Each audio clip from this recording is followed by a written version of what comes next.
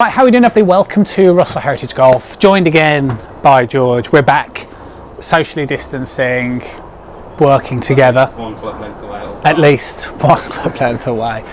Still struggling to get out on the golf course, but that will happen over the next couple of weeks. So what we're doing is just giving you some key checkpoints, and one of them is actually in the grip. So this is something that is a pretty reoccurring theme.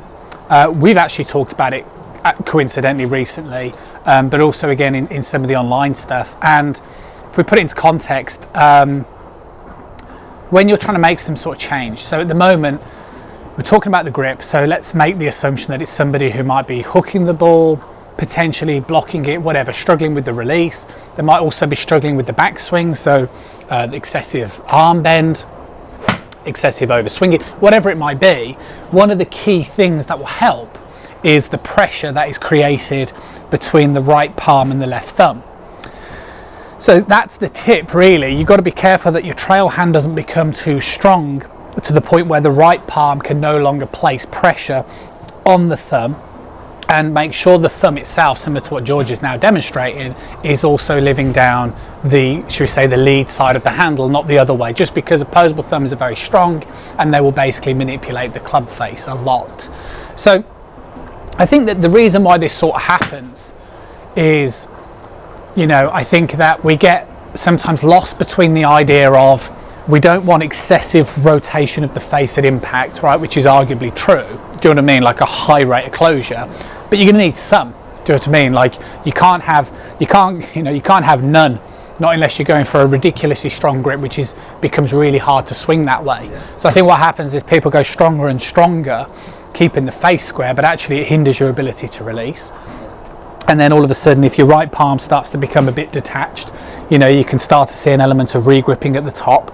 Yeah, so you're going to have to feel, you know, potentially with your hands, and one of the things, like I say, it's not uncommon at all, is getting people to just, when they're doing some practice swings, feel the pressure that your right palm is placing on your thumb. So if you kind of swing back, and just pause for us, so you can feel the right palm pushing, yeah, and helping you create width in that backswing position. Brilliant. And then obviously as you come down, your right palm again applying pressure into the thumb to really help feel like you're pushing the club through.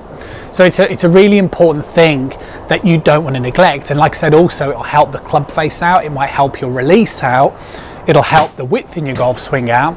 So it's 100% worth double checking, because these are the little things that actually can make an immediate improvement. So if you're generally struggling with your ball flight, hooking, blocking, whatever it might be, I would double check a little bit of this. So it's not changing the grip, leave the lead hand wherever it is, but just make sure the trail hand, the palm, is on top of the thumb, and it will just help you generate a bit of speed, right? On that, if you hit one more then for us. Talking of speed, if you swing back, nice strike in there, right?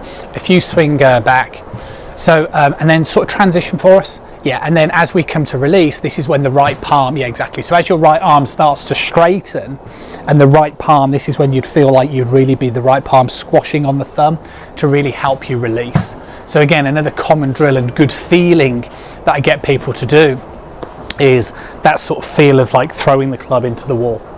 Yeah, as you kind of swing through it. Don't actually throw it. Not unless you've got absolutely loads and loads of space. But it's a really, really good exercise that you can do. What you can also do is you can either buy a training aid. Look at your face.